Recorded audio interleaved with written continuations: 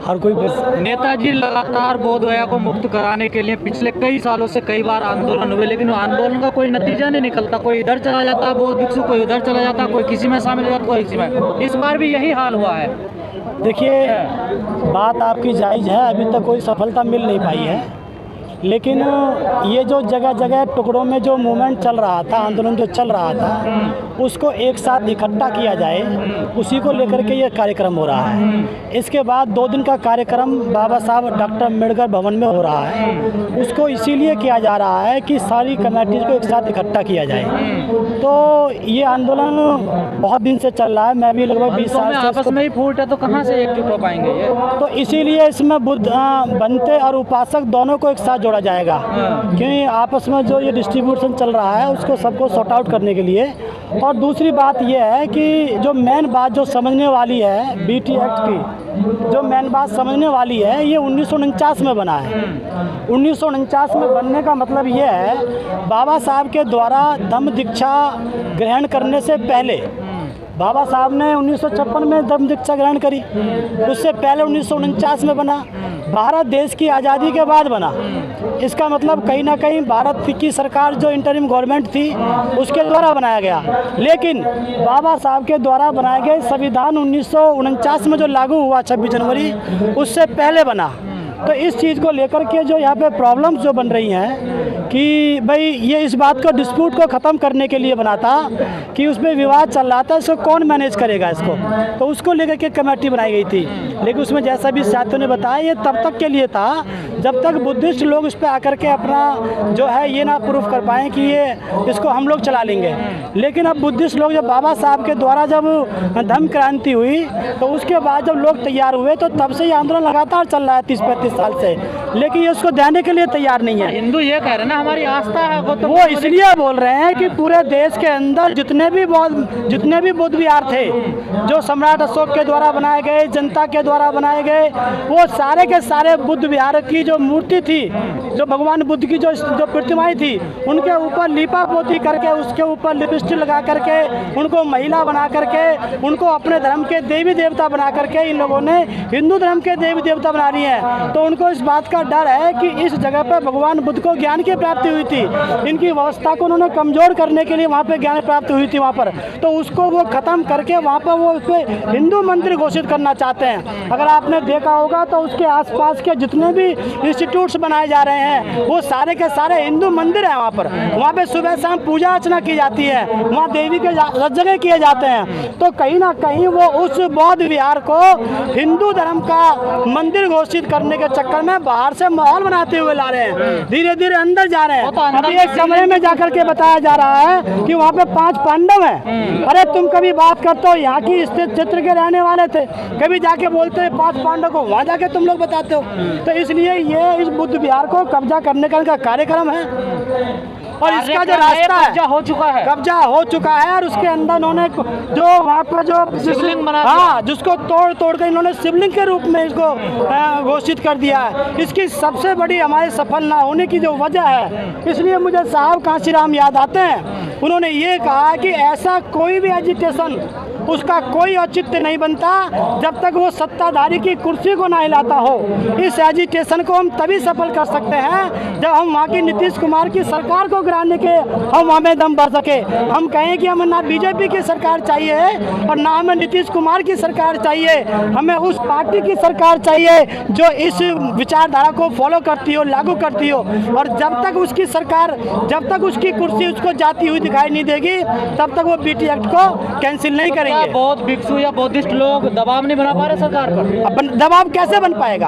आप देखिए, जैसे आपने कहा टुकड़ों में टूट गए हैं, तो अलग अलग, अभी वो लामा जी वहाँ पे मूवमेंट चला रहे थे, उनको एक कमरे में बंद कर दिया। अभी मैं वहाँ उनको देखने के लिए गया, उसके बाद में पता चला कि कोई नदी के उस पार, जहाँ पे वो कौन सी नदी, निरंजना नदी कौन सी नदी है, उसके बाहर जहाँ से वो जो लड़की जो खीर खिलाने के लिए आई थी सुजाता, उसके गाँव में जाकर के तुम वहाँ पर इकट्ठा कर रहे हो 10-20 लोगों को, और उसके बाद जाकर के पता चला कि उसको उठा दिया वहाँ से। तो कहीं ना कहीं वो सरकार से दबाव नहीं बना पा रहे हैं सरकार के ऊपर। तो ये जगह जगह जो मूवमेंट जो टूट गया है उसको जोड़ने का यहाँ पे ये कार्यक्रम यहाँ पर आयोजित किया गया। आगे बढ़कर देखिए आएगी कांग्रेस, देखते हैं उसका क्या रिजल्ट निकलता है। लेकिन क्या कांग्रेस भगवान बुद्ध को मानती है? क्या कांग्रेस क्या ये चाहेगी कि इस देश में बौद्धों का शासन आए?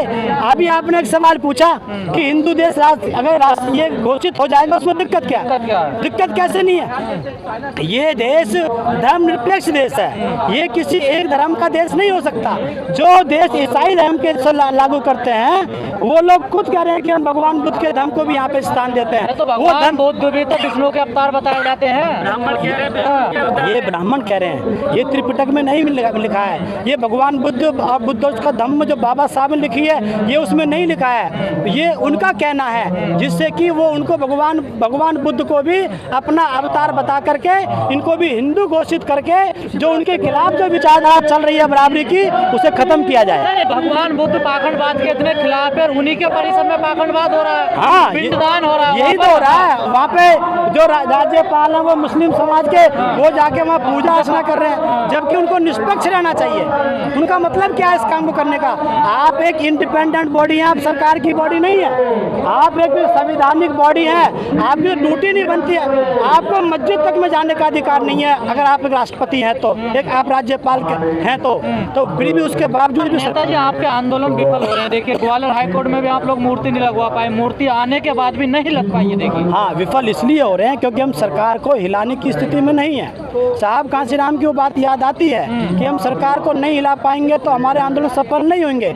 इसलिए हम बराबर कहते रहते हैं कि आपको कहीं ना कहीं उस पार्टी का साथ देना पड़ेगा जो इस विचारधारा को मानती है। आप वोट देते हो कांग्रेस, बीजेपी और वो नीतीश कुमार को, लालू के लड़के को, अब उम्मीद करते हो कि आप वहाँ पे बौद्ध गया को आप वहाँ पर खाली करवा लेंगे। इसलिए आपको उस पार्टी को वोट देना होगा।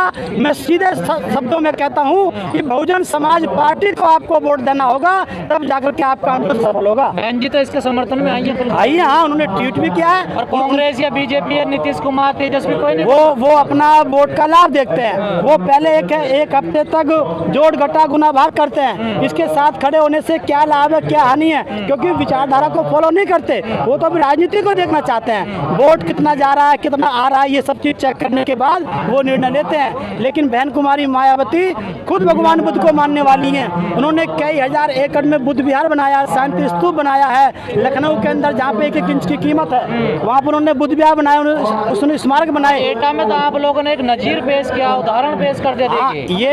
ये मैं धन्यवाद देता हूँ और गर्व करना चाहिए हमें उन लोगों के ऊपर जिन्होंने एक नजीर पेश करी, क्योंकि दबाते दबाते कब तक इंसान दबेगा। एक समय ऐसा था कि उसको दबाने से वो गुलामी स्वीकार कर लेगा, लेकिन अगर अब दबाने का प्रयास करोगे, जब से बाबा साहब का संविधान लागू हुआ है उसके बाद जितना दबाने का प्रयास करोगे तो एक दिन ये दबाव एक क्रांति का रूप धारण करेगा। उसके लिए आपने यहाँ पे देख लिया होगा, चाहे वो बोर्ड का लगाने का मामला रहा हो उनकी तरफ, वहाँ पर विरोध हुआ, चाहे वो बारात को रोकने का प्रयास किया गया हो इस क्षेत्र में, हमारे पश्चिम उत्तर प्रदेश में, वहाँ पर मुंहतोड़ जवाब दिया गया हो, एटा के अंदर उसका जवाब दिया गया हो, तो कहीं ना कहीं क्रांति आने वाली है। एटा में ठाकुर कह रहे हैं जबरदस्ती बोर्ड लगा रहे हैं। देखिए कौन कह रहे हैं? ठाकुर कह रहे हैं जबरदस्ती द ग्रेट जाटव का बोर्ड लगा रहे हैं ये लोग। देखिए भाई, आप भी तो कहते हैं द ग्रेट राजपूताना, आप भी तो कहते हैं क्षत्रिय समाज के एरिया में यहाँ पे आना, थोड़ा सोच समझ के आओ। तो अगर इस तरह का माहौल आप पैदा कर रहे हो, यात्रा रोकना तो सही नहीं है। देखिए धार्मिक कार्य नहीं सर, उसको आप ठीक से स्टडी कीजिए। जब बाबा साहब की वहाँ से यात्रा जा रही थी तो उन्होंने अपने एरिया में कहा कि आपके पास परमिशन है क्या? उन्होंने कहा नहीं है, तो उसको वापस कर दिया। तो वहाँ उस क्षेत्र में जब वो लोग आए तो उन्होंने कहा आपके पास कलश यात्रा की परमिशन है? बोले नहीं है, तो आप भी वापस जाइए। सवाल है धार्मिक कार्यक्रम तो धार्मिक कार्यक्रम तो भगवान बुद्ध का भी तो था, बाबा साहब का भी तो था। उसको जब उन लोगों ने रोका तो उसके लिए उन्होंने अपने अधिकार का प्रयोग किया। अगर उनके पास परमिशन होती तो वो नहीं रोकी जाती, परमिशन उनके पास नहीं थी। परमिशन पूछेंगे सबसे नहीं जाटव रास्ता रोक रोक के। नहीं, यहाँ जाटव का, चमार का, धोबी धानुक का, अहिर, जाट, गुजर, यादव का मामला नहीं है। यहाँ पे संविधानिक मामला है। अगर आप हमारी परमिशन पूछते हो तो हम भी तुमसे अपनी आपकी परमिशन पूछेंगे अगर आप हमारे एरिया में आओगे तो। वो तो पुलिस प्रशासन का काम है ना। देखिए नहीं, आपने किस ग्राउंड पर हमारी यात्रा रोकी थी? आपने रोकी थी कि हमारे बाबा साहब की जयंती निकालने वाले लोगों के पास में परमिशन नहीं थी, इसलिए उन्होंने यात्रा को रोका। तो आप भी अपनी परमिशन दिखाइए। आप तो पहली बार निकाल रहे, उनकी तो परंपराएं चली आ रही कलश यात्रा। नहीं, हमारी भी 50 साल से लगातार चल रही है। जब से बाबा साहब ने जब से संविधान लागू हुआ है लगातार हमारी यात्रा निकल रही है। सबसे ज्यादा इस देश में यात्रा निकलने वाली और सबसे ज्यादा इस देश के अंदर जो है जो प्रोग्राम होने वाले भगवान बुद्ध बाबा साहब पे जयंती मनाई जाने वाली, वो सबसे ज्यादा इस समय बाबा साहब के नाम पे, बुद्ध के नाम पे हो रही है। सही मानते हैं जो भी हुआ वहाँ पर? हाँ, बिल्कुल ठीक हुआ है। वो ठीक हुआ है, पूरा देश उनके साथ है। ये एक नजीर पेश करी है, उसी के ब्याह पर 2 जगह घटना ऐसी घटी है। इस तरीके से धीरे धीरे होते हुए देखिए, जो लोग परिवर्तन चाहते हैं, क्रांति चाहते हैं, खाई पैदा होगी, खाई पैदा नहीं होगी। उनको सोचने के लिए मजबूर होना पड़ेगा कि आपको आगे सोच समझ के फैसला लेना चाहिए। आपको आगे जाके सोच समझ के आपको इस तरह की बातें करनी चाहिए। जगह जगह पूरे देश में जो यात्रा रोकी जा रही है उसके बदले में एक मैसेज दिया गया है। मतलब एक्शन का रिएक्शन होना चाहिए। इससे प्रॉब्लम क्या है? आप भी अपने अंदर सुधार कीजिए।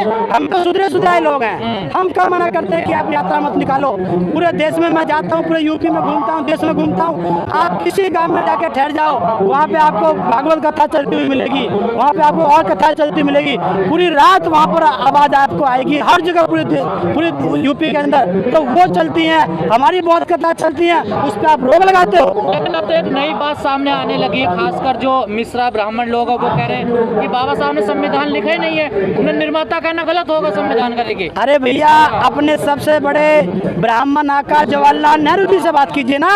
जवाहरलाल नेहरू जी ने अपनी किताब में लिखा है, संविधान सभा में बोला गया है, उसकी जाके आप सीडी निकालिए, उसका आप उसका अपना जो पूरा मटेरियल है उसको आप निकालिए। उन्होंने खुद कहा है कि जितने लोगों को अपॉइंट किया गया था संविधान लिखने के लिए, उसमें 6 लोग मैदान छोड़ के भाग गए, 7 में से अकेले बाबा साहब बचे। अगर बाबा साहब नहीं होते संविधान हमारे बीच में नहीं होता। तो सबसे बड़े जो नेहरू, जो सबसे बड़े ब्राह्मण माने जाते हैं उस क्षेत्र के, आपकी सबसे ऊंची एरिया के, उन ब्राह्मणों ने खुद कहा है, ये हमने नहीं कहा है। तो उन्होंने कहा वकील पढ़े लिखे नहीं है क्या?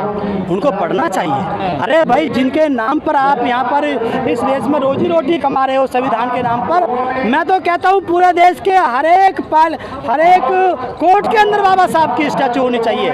जब सुप्रीम कोर्ट में बाबा साहब की स्टैचू हो गई है तो इसका मतलब पूरे देश की पूरी जितनी भी जो वो कोर्ट बनती हैं उन सब में बाबा साहब की स्टैचू होनी चाहिए, और किसी की स्टैचू नहीं होनी चाहिए। उसमें गांधी का भी नियम नहीं बनता है। चलिए, ठीक है, धन्यवाद।